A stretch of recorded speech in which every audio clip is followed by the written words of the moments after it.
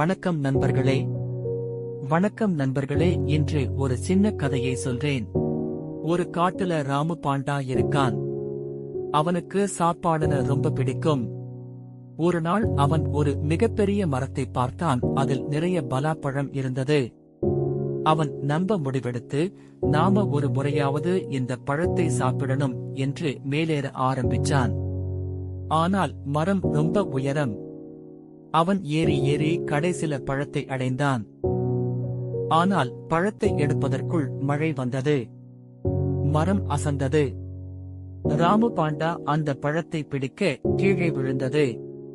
சிரித்துக்கொண்டே, சரி, நாளைக்கு வேறு ஒரு பழம் என்று திரும்பிச் சென்றான். இந்த கதையிலிருந்து என்ன கற்றுக்கொள்ளலாம் தெரியுமா? வாழ்க்கையில் சில சமயங்களில் எதையும் முயன்று அடைய முடியாத போது அதை தாண்டி போய் நமக்கு புது வாய்ப்புகளை எதிர்நோக்கணும். நன்றி, வணக்கம்.